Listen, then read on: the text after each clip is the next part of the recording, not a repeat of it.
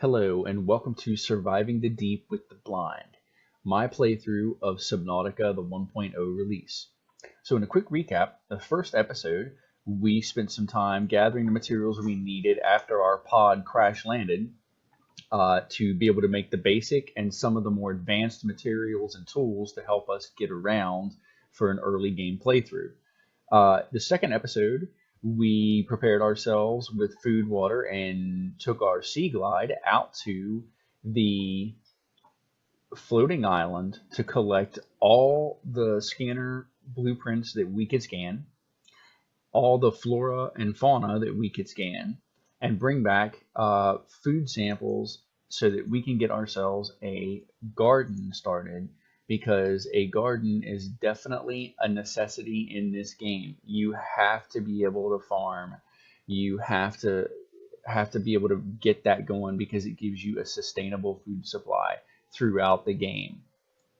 So I've chosen to build my starter base, which will run me through early to mid game right here in the Safe Shallows. I have a very good, efficient, for me, maybe not for you, but for me, design that works really well for me.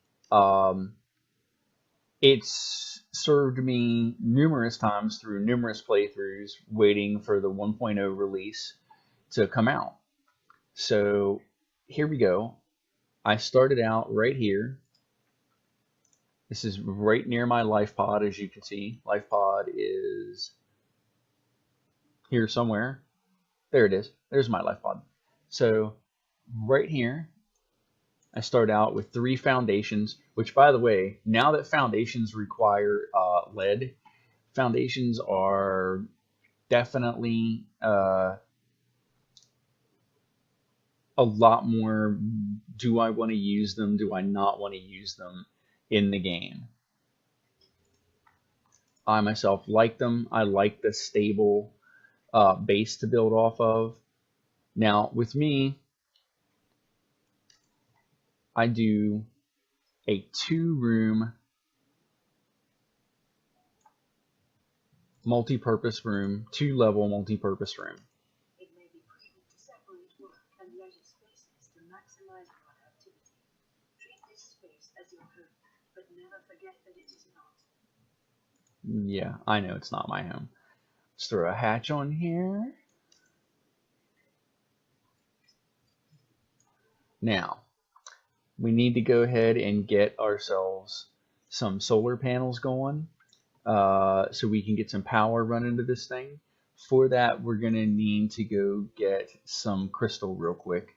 So let's go grab some crystal, because crystal is the one thing that I didn't want to build another floating locker. Like, they're useful and you know, they hold stuff for you, because in early game the floating locker is necessary, and I usually build 3 to 4 of them.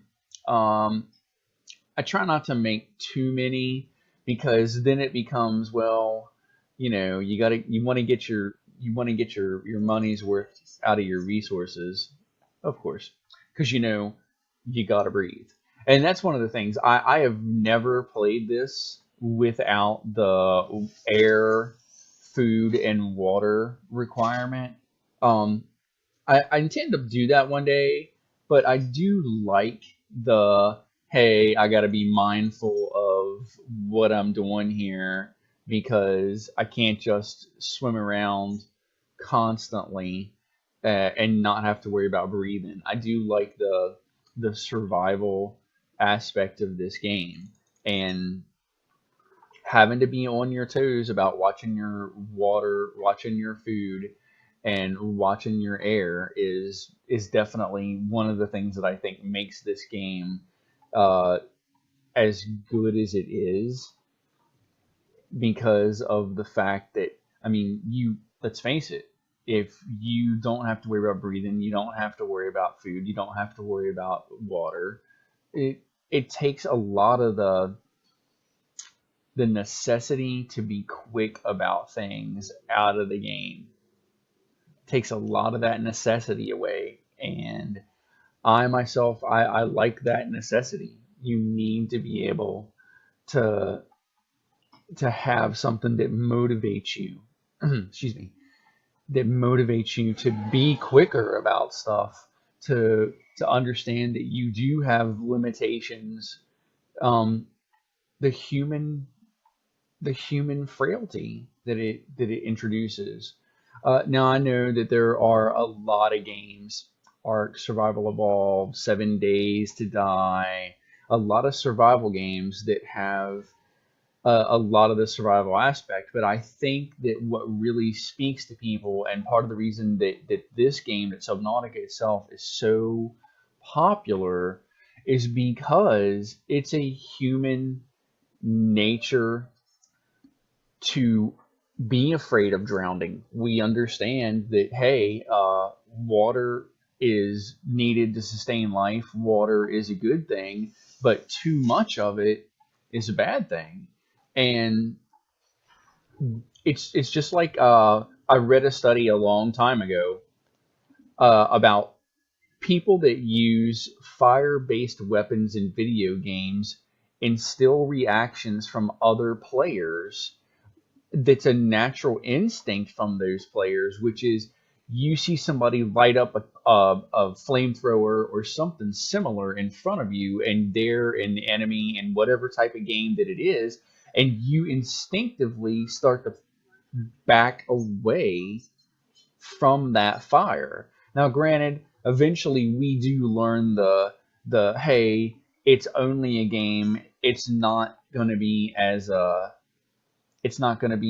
like as we expect in real life, where we get burned, and when we get burned, it's going to continue to hurt for a very long time, so we want to avoid it. But still, it is a natural reaction that we back away from the sight of fire, and especially when it's coming towards us. And that makes complete sense to me. And when I read it, I was like, yeah, that's very true. Because at the time, I played uh, Gears of War a good bit, and at that time they had recently introduced the flamethrower as a weapon. And I thought about it, and I'm like, that's it's very true. I myself have done that very thing. I have backed away, uh, and because of the fight or flight, fear of fire, human instinct that we all share, it's just it's just one of those things. Like, it amazes me the psychology that goes into the production, the design, even the ideas behind video games. And the idea of introducing us into, hey, it's a world filled with water. You can't drink the water, unfortunately. Uh, it's a world where you can very easily drown. Uh, I think it was a very novel, and it was, to be honest, it was a needed idea. Like, I this idea the being being able to drown the fear of water, it was needed. It really was. And since the success of Subnautica, even way before its 1.0 release, we have seen a number of games that are in development about that use the possibility of drowning as a motivator for lots of things, lots of game mechanics, storyline. Uh, it's very good. They did an excellent job when they came up with that. Now let's grab some water here real quick. I have a stash of water in one of these. Let's see, here we go. Let's grab some water real quick. Now, let's get up on top of here. And we're going to throw ourselves down a couple of solar panels. That's all we really need, is a few.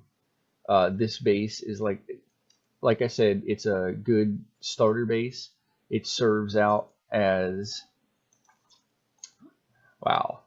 Copper ore. Completely forgot about copper ore. So let's go grab some copper ore. I have plenty of copper ore. Plenty of copper ore. I am should sink a copper mine down here, uh, because I have just it's amazing to me. In my first playthrough of when I first started playing this game, uh, copper ore was copper, silver. They were very, very tough to come by. It seemed like copper became eventually more sustainable. You could find it a lot easier, but it was it was very tough to come by in the beginning. Silver ore is very much like that. Now, we've got ourselves a rudimentary base going. We've got power and water going to it. 150 power is all that we need for the moment. We need to throw ourselves in a ladder so that we can get up to the next level, and then we are going to go from there. There's our ladder.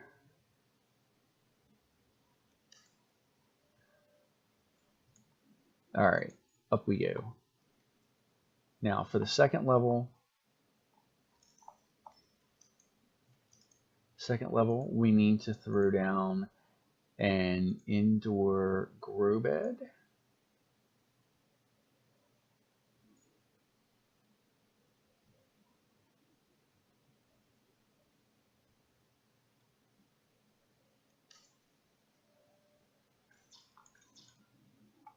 Titanium, fantastic.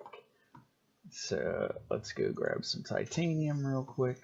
I do believe that I have some more stored out here.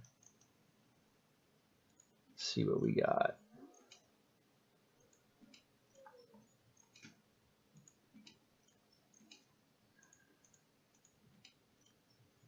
No. All right, so let's go grab a couple of, let's look for some, isn't that the way it always is? You're about to get done with something, you're about to be finished, and that's how it works out. Never fails. Like just, hey, guess what? There's some titanium salvage. Let's go grab another piece or two if we can find it real quick. Because we're gonna need some more, because we need to build several grow beds so we can get that food supply started, because it is really nice to be able to have that food supply, and I can't pass that up. To have that food supply. Oh, that's nice. That is real nice. I'll take that and then get the heck out of here. I never noticed that there was an eruption point. Oh, hey, what's up, buddy? Thanks for sharing. Thanks for sharing. So now we've got some spare titanium. Let's run back here to the base real quick, because that stalker is not going to be real happy that we stole this titanium. Because, you know, stalkers don't like to share. They like to share teeth, but, you know, let's not get some tooth sharing going on just yet. Not the way he wants to share it, at least.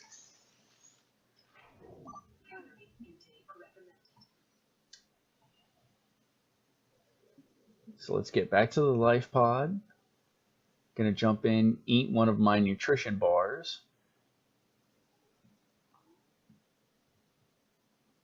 Which I will say this.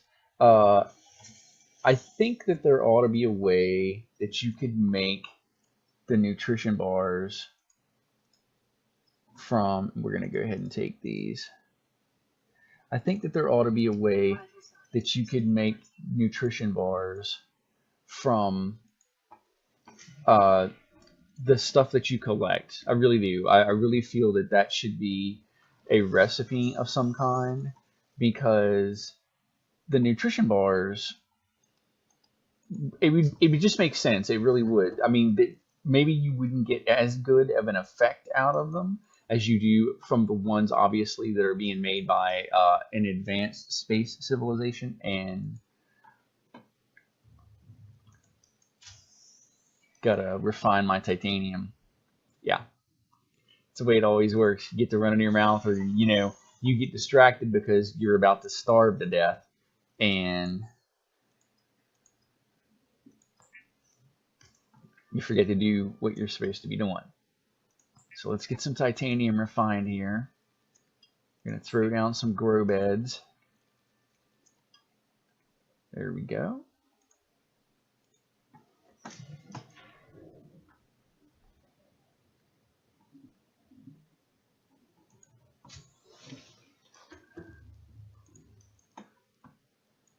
There we go. Throwing down that grow bed. Let's go ahead and get our marble melons started. We're going to throw down another grow bed.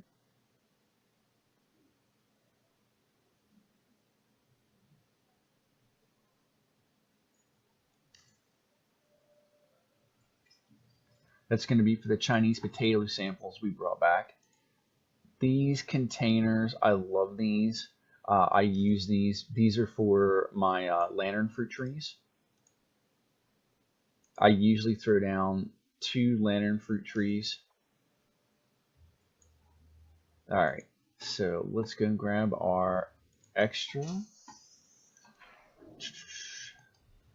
Let's put that away so we can swim faster. Nope. Early in the game, I hate how disorganized I have to be about things, because there's no point in naming the floating lockers, because I don't take that much time to sort what's in them. It's just, I'm trying to get, just like you, I want to get to the game. Let's throw our Chinese potatoes in.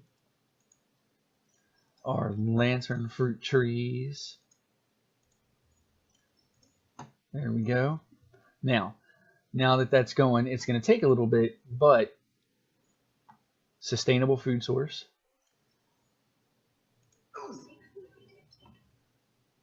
And that was a mistake. Wow, really? Oh, it's because I didn't realize it. Yeah, okay. So thank you. Let's go get some fluid.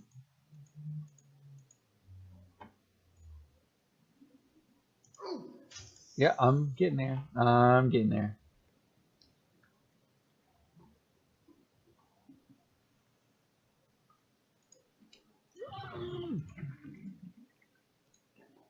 There we go. That's better. Now, let's go ahead and take this. Thank you. I do believe that I still have, if not, I'm going to have to go grab a few bladderfish. Yeah, I don't want to make any of that just yet. Nah, I'm going to have to go snipe up a few bladderfish.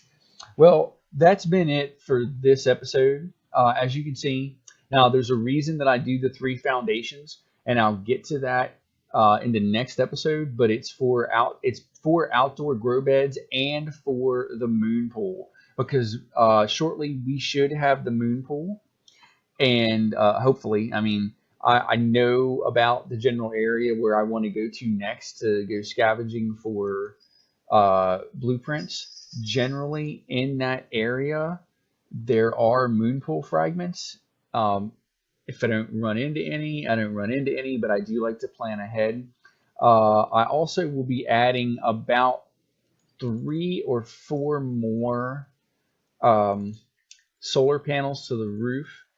So I'll do that out of game. There's no need for me to drag you guys along to watch me collect quartz and more titanium. I've got plenty of copper ore to make myself some more solar panels, but eventually the solar panels will become that many solar panels will become necessary until I can lay my hands on a bioreactor. Once I get a bioreactor going, that farm up there expands greatly, and I won't say that I do power the entire base with the bioreactor because I don't get rid of my solar panels, but the bioreactor does make a major difference because by then I'll have a fabricator uh, in place. I'll have my radio transferred down there, which that's another thing that I would like to touch on for a moment. I think that you should be able to break down your pod, or at least some of the components of your pod. Uh, there's a game called Astroneer, uh, or Osiris, the New Dawn. Osiris, I really like that game, and in that game, you can break down the pod that you land in. Now, obviously, you're not going to do that from the beginning in this one, but once you get to a certain point, it kind of seems like you should at least be able to maybe break down the fabricator and the radio so that you can transfer them for use into your base. And like I said, see how quickly things are going. Once I get to a certain point, this room will be ringed with more.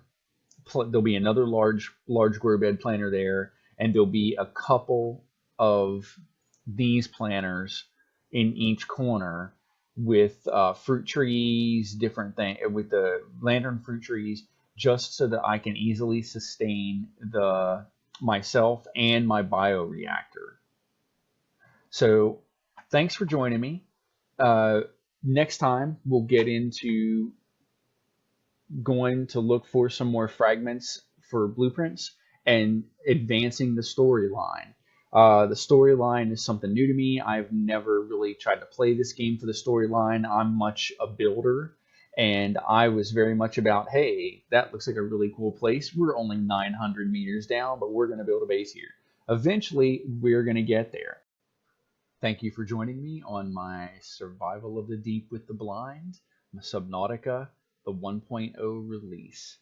Please feel free to share this video with any friends that play Subnautica. Hit the like and subscribe button, leave me a comment in the comment section below, or ask a question if you've got one. I look forward to seeing you in the deep the next time. Remember, you will run out of oxygen, you will run out of food, you will run out of water, and this is not your home. This is White One. Peace.